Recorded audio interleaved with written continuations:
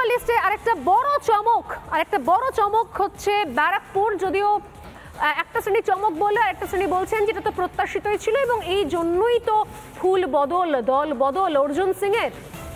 ব্যারাকপুর থেকেই জয়ী সাংসদ তিনি। কয়েক মাস আগেই বলা ভালো, রাদার তিনি দল পরিবর্তন করে তৃণমূল কংগ্রেসে গিয়েছিলেন এবং আবার তৃণমূল কংগ্রেস থেকে টিকিট না পেয়ে হতাশ হয়ে তিনি ফিরে আসেন বিজেপিতে। এবং বিজেপিতে আসার পর তিনি বলেছিলেন যে ভুল করেছেন, তিনি তৃণমূল কংগ্রেসে গিয়ে ভুল করেছিলেন, এবার সেই ভুলটা শুধরে নেওয়ার পালা। দেখার ছিল যে অর্জুন সিং এর ওপরই ভরসা রাখছে কিনা দল। যে কদিন তিনি সাংসদ ছিলেন সে কদিন তিনি যেভাবে কোথাও হাতের তালুর মতো করে বিজেপির সংগঠন তৈরি করেছিলেন, এখনো তার যেরকম জনপ্রিয়তা রয়েছে সেই জায়গার ওপর বাজি রেখে কিন্তু আরও একবার অর্জুন সিং এর ওপরই ভরসা রাখলো দল এবং ব্যারাকপুর থেকে প্রার্থী হলেন অর্জুন সিং। আমি অর্জুন সিং কি বলছেন প্রার্থী হওয়ার পর আমি শোনাবো, তবে তার আগে এই মুহূর্তে আমাদের সঙ্গে রয়েছেন কলকাতা উত্তরের প্রার্থী তাপস রায়। তাপসবাবু, স্বাগত আপনাকে রিপাবলিক বাংলায় এবং প্রথমেই শুভেচ্ছা উত্তর কলকাতার প্রার্থী হওয়ার জন্য। আমার প্রথম প্রশ্নই হচ্ছে উত্তর কলকাতা, যদিও আপনি বিধায়ক অন্য কেন্দ্রে ছিলেন কিন্তু সেক্ষেত্রে উত্তর কলকাতা সেই জায়গা থেকে কি মনে হচ্ছে, এটা কি বড় চ্যালেঞ্জ নাকি অনেক অনায়াস জয়, অনেক বেশি কনফিডেন্ট, অনেক বেশি আত্মবিশ্বাসী তাপস রায়, কোনটা?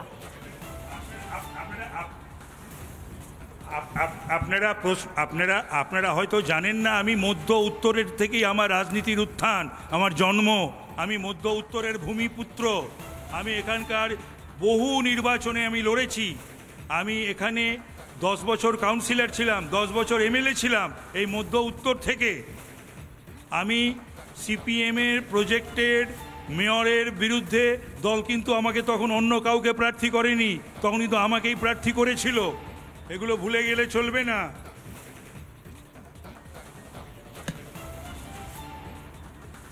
আমি উড়ে এসে জুড়ে বসিনি মধ্য উত্তর কলকাতায়।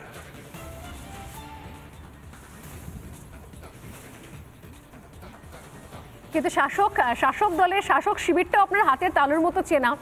আপনি জানেন যে সুদীপ বন্দ্যোপাধ্যায় কোন ইকুয়েশনে কোন জায়গা থেকে চক্রান্ত করে ষড়যন্ত্র করে কারুর স্ত্রীকে দাঁড় করাবার জন্য এখান থেকে আমাকে বরানগরে পাঠানো হয়েছিল।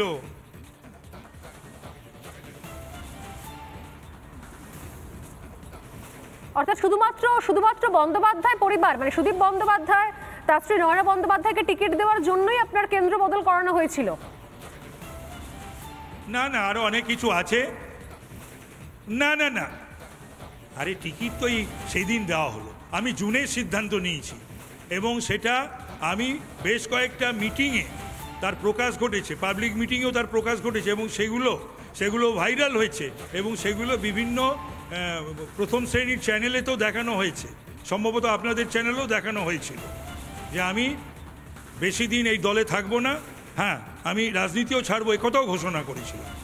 এবং আমি সমস্ত কিছু ত্যাগ করে তারপরে বিজেপি নেতৃত্ব যখন আমাকে গ্রহণ করে এবং তারা প্রস্তাব দেয় তাদের দলে যোগদান করার জন্য, উত্তরের প্রার্থী হওয়ার জন্য, আমি তা অত্যন্ত আনন্দের সঙ্গে গ্রহণ করি এবং আমি তাদের প্রতি কৃতজ্ঞ।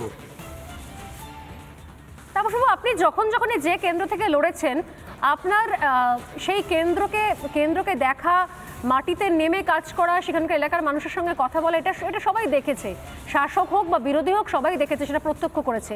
সুদীপ বন্দ্যোপাধ্যায়ের ক্ষেত্রে সেই জনভিত্তি কি আছে বলে আপনি মনে করছেন? সেটাই আমার ইউএসপি, যে আমাকে পাওয়া যায়।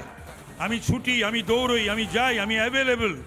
আমাকে বাড়িতে পাওয়া যায়, আমায় রাস্তায় পাওয়া যায়, আমায় নির্দিষ্ট দিনে বসার সময় আমাকে পাওয়া যায়। এটাই আমার ইউএসপি। এতদিন যখন রাখি, আর অন্য প্রেস অপেক্ষা করছে। স্বর্ণালী, একদম আপনাকে শুভেচ্ছা, অনেক ধন্যবাদ তাপসদা। তাপস রায় আমাদের সঙ্গে সরাসরি ছিলেন। তাপস রায় ছিলেন। এর আগেও তাপসবাবু বলেছেন যে উত্তর কলকাতাটা হাতের তালুর মতো চেনা, উত্তর কলকাতা এবং মধ্য কলকাতা, সেই জায়গা থেকে সুদীপ বন্দ্যোপাধ্যায়কে টক্কর দেওয়ার জন্য তৈরি বিজেপিতে আসা প্রার্থী তাপস রায়। অর্জুন সিং এর কথা বলছিলাম কিছুক্ষণ আগে। অর্জুন সিং যার উপরে আশা ভরসা রাখলো শেষ পর্যন্ত বিরোধী দল বিজেপি, অর্জুন সিং ব্যারাকপুর থেকে প্রার্থী হওয়ার পর কি বলছেন শুনবো। এই সন্দেশখালী মায়েরা যে আন্দোলন শুরু করেছেন, আপনি নিশ্চিত থাকুন বাংলায় 35-এর উপরে আমরা সিট নিয়ে ভারতীয় জনতা পার্টিকে 400 পারের মধ্যে যে সহযোগ বাংলা থেকে পাবে, তার জন্য আগামী দিন পশ্চিমবাংলা একটা সুশাসন আসবে। আমার বক্তব্য না, ওখানে কান পাতলে পাবেন, কেউ ভয় হয়তো আপনার সামনে ক্যামেরায় বলবে না, কিন্তু অরবিন্দ রোডে ঢুকুন, অরবিন্দ রোডের মায়ের মন্দিরের পাশে যে ওখানকার যে মন্দিরের জন্য যার কর্তারা আছেন তারা বসবেন, সেখানে পার্টি লোকেরা বসে থাকে। বস্তা বস্তা প্রণামীকে লুটে নেওয়া হচ্ছে, সবাই এটা জানে। যেভাবে মায়ের আশীর্বাদ সবার জন্যে, ওখানে যখন ইচ্ছা তখন মন্দিরে হোম শুরু হয়ে যাচ্ছে, যখন ইচ্ছা তখনও মন্দিরে দরজা খুলে যাচ্ছে। মায়ের তো একটা অর্জুন সিং অত্যন্ত আত্মবিশ্বাসী, তিনি বলছেন যে বাংলায় 35টা আসনে ফুটবে পদ্ম। বলছেন অর্জুন সিং দেশ জুড়ে পার হবে 400। নৈহাটি থেকে ওপেন চ্যালেঞ্জ ব্যারাকপুরের বিরোধী প্রার্থী অর্জুন সিং এর। নৈহাটির 1 নম্বর মণ্ডলের উদ্যোগে বসন্ত উৎসবে সামিল হয়েছিলেন অর্জুন সিং এবং সেখানেই তিনি খবরটা পান, খুশির খবর পান, খুশখবরি যে তিনি প্রার্থী হচ্ছেন। শেষ পর্যন্ত তার উপরে আশা রেখেছে দল। সেখানে বড়মার মন্দিরকে কেন্দ্র করে রাজনীতি সহ একাধিক জোটমিল বন্ধ নিয়ে রাজ্য সরকারকে তুলোধনাও করেন এবং আরও একবার বলেন যে তৃণমূলে যাওয়া ভুল ছিল এবং তার সঙ্গে সঙ্গে আরও একবার খোলা চ্যালেঞ্জ অর্জুন সিং এর বিজেপিতে এসে যে 35টা আসন পাবে বলে চ্যালেঞ্জ করছেন অর্জুন সিং। কিছুক্ষণ আগেই বলছিলাম যে এবারের অন্যতম চমক বিজেপির দ্বিতীয় তালিকায়, তা হচ্ছে বসিরহাটের প্রার্থী রেখা পাত্র, সন্দেশখালীর প্রতিবাদী মুখ, এক্সক্লুসিভ যার বক্তব্য তুলে ধরেছে রিপাবলিক বাংলা।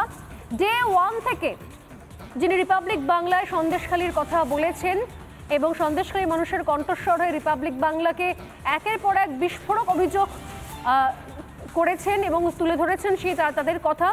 সেই রেখা পাত্র এবার বিজেপির টিকিটে লড়ছেন বসিরহাট থেকে। যে রেখা পাত্র বারবার বলেছিলেন যে বসিরহাটের সাংসদ নুসরাত জাহান কোথায়, মমতা বন্দ্যোপাধ্যায় কোথায়, কেন তারা আসতে পারছেন না, কেন তারা খবর রাখেন না সন্দেশখালীর মহিলাদের, সেই রেখা পাত্র খুব স্বাভাবিকভাবেই প্রথমবার রাজনীতির ময়দানে পা রেখে এবং লোকসভা ভোটে প্রার্থী হয়ে প্রথম প্রতিক্রিয়াটা তিনি দিলেন আমাদেরকে, রিপাবলিক বাংলাকে শোনাবো রেখা পাত্র প্রার্থী হওয়ার পর কি বলছেন।